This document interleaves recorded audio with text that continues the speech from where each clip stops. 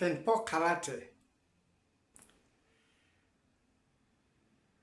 Kadzo, Kenya, East Africa.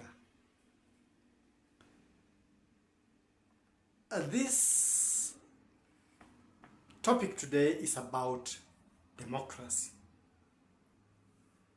A very interesting subject. I've visited, that is Kariangofo, has visited Kadzo, the Kenyan beauty, to see her performing an advanced judo attack. It's not used in the sport, but this one is used in self-defense for advanced judokas. It is a kneecap attack, strike. It's called Hiza Gashirate. That is the family of knee strike attacks, the group. But today we are dealing with the front knee attack. Mae Hiza Ate. Today I'm not going to put them in Kiswahili, put them in any other language, and leave them that way. Just know it's a knee cap attack. When you have been attacked, you're able to manipulate a person, and as you pull him down towards you, you're able to strike. In sports that will knock him out, you can strike the diaphragm, you can strike sensitive places with a kneecap in self-defense. Why am I talking about that? I'm talking about something that is dear to politicians. Many civilians talk about it but never take an interest, so they do not even understand what it is, most of them. Why am I saying they do not understand what it is? Because they can talk about it, they can't practice it. They can't be able to explain what it is. Yet they talk much about it. And those who think they are advanced sometimes tell us things that are not real. I'm talking about democracy. There was a place I looked at the time we were talking about the aliens that we pretend don't exist, yet they do. And there was planets that come from a certain particular, that is imagined or real. I don't know, but from the classified files, there are some who are there. So there was something about some stellar system where those who live there, the clever ones, the elders, sit in a group and pass a decision by a vote of many. When many say something, then it's taken to be the situation, and that's how the leadership, the programming, the planning in that planet is. But I come to the known earthly democracy. Though people say democracy started in Rome, democracy did not only start in Rome. It started earlier in the Greek states, Hellenic states. Those are the Greek states. So in the Hellenic states, there were times when people would get to the place where they used to sit and argue and would make decisions by use of stones. When there was an invasion, because Greek states were city-states, it was not one Greek state. They were small Greek states. You would have Athens, Athenia, you would have Spartans, and the rest, and the rest. But when war came, they will get together and will decide whether to go to war or not, whether to fight united or not. And this was done by use of a white stone or a black stone. A white stone meant you agree with the decision. A black stone meant you disagreed with the situation.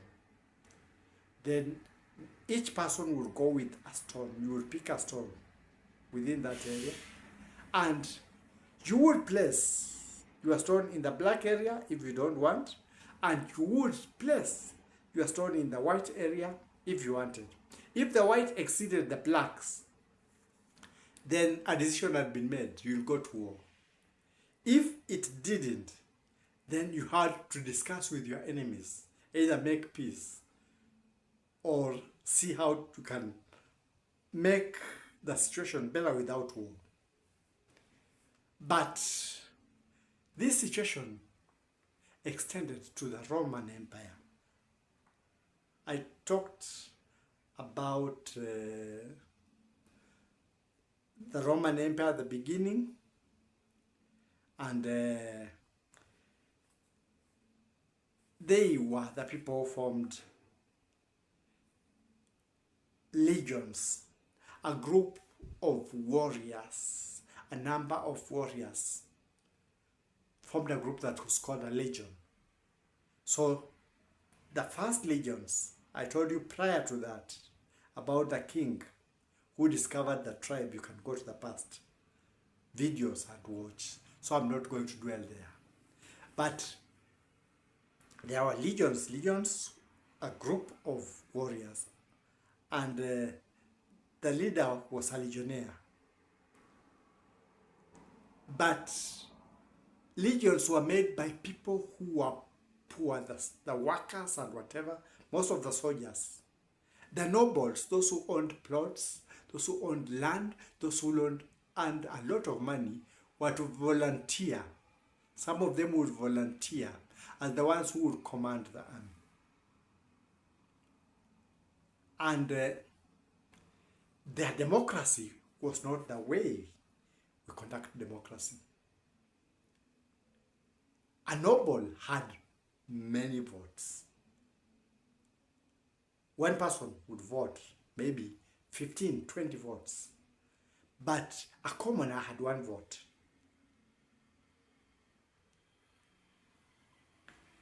And women had no votes. They never voted.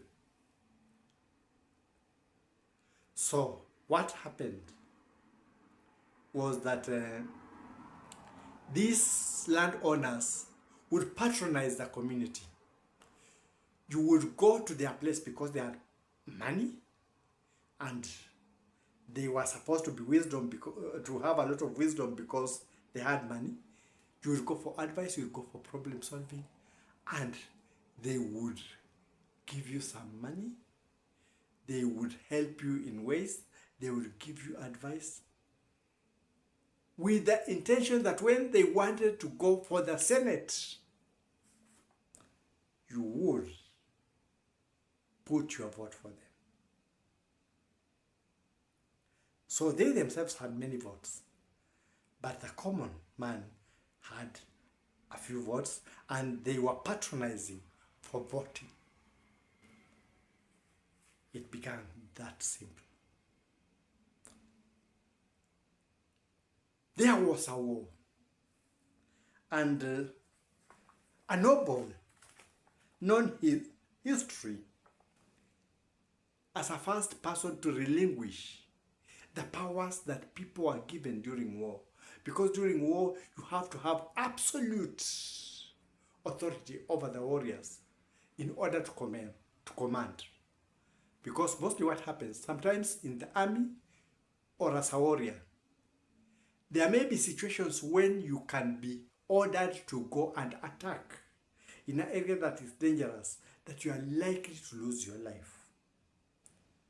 But you will obey the command and go. Sometimes you or two or three may be the sacrifice for your army getting across. So the person commanding has power of life and death over you. So, the Romans called these people dictators. A dictator during war was given power of life, of control of your life, had power of life and death over you in that unit, and would utilize people the way you use pawns on a chessboard or bottle tops on drafts. You can sacrifice this so that you get several. So there are times when you would want to retreat and you are told advance. A few of you will fall, but you will acquire a strategic position that the army will be able to venture and win. So the first one who was given that power, a noble, and many people were given those powers, you are given for 3 years. After 3 years, you relinquish the power. You would have it even after the war. But here was a man who was given the power and immediately after the war relinquished the power of a dictator. His name was Lucius Quintitius Cincinnatus in the year 458. Their area was attacked. They organized the legions, and he was given the power of a dictator. Control, command. And when you came from war, you retained the power of the dictator in the Senate, in the state, until after the 3 years elapsed. So, what happened? He went, fought, won, and immediately they came from war. He relinquished the power of the dictator and went back to his normal family. So he was seen as a good example of a democrat. When we talk about democracy, what are we talking about? We are talking about agreed ways of people having leadership. And this is where we vary. Because there are states that have direct democracy. And it's very difficult to govern with direct democracy. It's the most difficult state to govern. Because direct democracy calls that when something happens, every member of that country has to put his say. That would mean we are 50 million Kenyans, for instance. If a decision had to be passed, 50 million people will have to put their say individually. That is the basis of democracy. And that is why the preamble or the summary of the constitution of any country starts with the sovereign power belongs to the people, individual. Each person has a sovereign right. So if we had to make a decision, 50 million of us will each have to put a vote.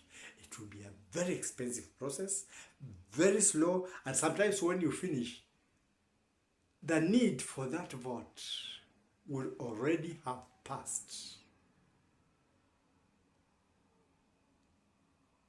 So, some countries and many countries like us, we choose representative democracy.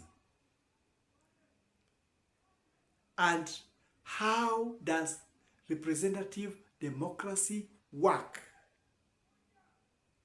Representative democracy means that within a certain area, people vote and give the right to a person, to maybe a member of the Constitutional Assembly, a member of parliament, a senator, so that he talks on behalf of the people of his area. So if a decision has to be made, you contact these people, they give you the feedback on the ground. So one person represents what the majority in his area told you. That is called representative democracy. Democracies are totally different. There's no one type of democracy. Do not be cheated. There is a system of democracy that is superior. Democracy goes with the agreement of the people in a country to govern themselves. I'm going to give you 2 examples. The United States was a colony of Great Britain. When they got their democracy, they decided to present themselves within states. And each state acts like a different country from another state. They have their own laws, they have their own small parliaments, they have their own revenues, but they combine together in a central government for the purpose of defense, a purpose of foreign affair interactions. But come to Britain. It has a monarch. They recognize the monarch. They recognize the king. And they honor the king. But they have a prime minister who takes the day-to-day ruling of the country. But many of the things they have to be sanctioned through the king. We have other democracies where the king is the supreme leader, but he allows debate through the nobles, through what? With the common people to run the government. It's still a democracy. We have democracies where religious organizations, be they Muslims, be they Christians, be they Buddhists, have taken the country. They structure it along their religious lines, but there is room for say, room for voting for the citizens of that country. It's still a democracy, going under the rules, be it Christianity, be it Islam, be it Buddhism. There are other countries that also have democracies. A country like Singapore, a country like a place like Dubai, you find it is centered on the one ruling with big monetary ability, but those who are within that system can develop also with their monetary ability, can share ideas, but is the supreme controller of the area. It is still a democracy. So when we talk of the word democracy, democracy is so diverse. I watched knowledgeable people talking on TV yesterday, and they talked well about democracy. But this is something I would also like to add. There is no structured style of democracy. Don't be cheated. The democracy in India is not the same as the democracy in America. It's not the same as the democracy in Kenya. It's not the same as the democracy in Tanzania. It's not the same as the democracy in Uganda. I said that in the past. Why? Because of the structures of the beginning of these democracies. Julius Nyerere, the Kabarage, the president of Tanzania, worked for the unity of the country. That's why you'll be surprised.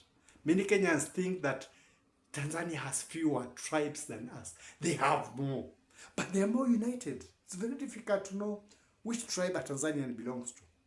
That was their structure. It was Ujamaa, taking care of each other. So they work within those structures. We took a capitalistic state, survive on your own, and that is our democracy. If I can be able to make more from you and whatever, and we are able to discuss, that is our democracy. You see, it's differently structured. Uganda had a king when it began, but the king, things happened and he went. They were kingdoms, and the kingdoms had the democracy within their spheres, governed by a bigger democracy. They have a leader. So now, when we talk of democracy, you cannot go across the line and compare these types of democracies. Every democracy works within its own sphere. You can't tell somebody democracy is the same. That is a lie. And that's why it's difficult for us to structure our democracy along the American lines, or along the British lines, or along the German lines. Because we formed a structure because of the leadership we had in the past, and we wanted to go for 2 terms and change. Let me give you a democracy. Germany. Germany had a lady who ruled several times, Merkel. Whereas in Britain, they are structured number of years that somebody ruling has to take, and that's the end. After those years, you quit. But the Merkel leadership went for a very long time. Does it mean Germany was not democratic? It is democratic, a different type of democracy. Let's look at Japan. Japan has an emperor, but the emperor participates in other sectors of leadership and acknowledging whatever is passed by the prime minister and the parliament. It is a democracy. So when we want to put a democracy on the same pedestal, this is democracy, we may be wrong, because it depends on democracy based on what? What is the agreement of the people? Because democracy depends on the agreement of the people. What you may call autocratic democracy to you in another place may not be autocratic. So as much as I will talk and agree with some of the things they said, I would like to put this clear. Look in my past videos. Democracy is different according to the state, according to the structure, according to the way it was born. You have the Swiss democracy. It's different from the French democracy. Is France not democratic? Is Australia not democratic? It is. But being a country that is a continent, it still has affiliation to Britain, the king now. So democracies vary with where you are. South Africa is another democracy with their own structure. So you cannot say that democracy is supposed to be structured in this way because we've been given the structure by a certain land. For instance, if we talked of the Japanese democracy, and then you talk of the American democracy, we'll be talking of different things. You cannot structure on each. It depends on the people. That's why it's wrong to try and compare democracies according to your own alignment, according to how democracy has been brought up in your country. I wanted to bring to the fore this notion that democracy is uniform. It isn't. It isn't. It isn't. You may not agree with me. Then there is something else that one has to know. Democracy and freedom of a person's right ends on where you start infringing on other people's rights.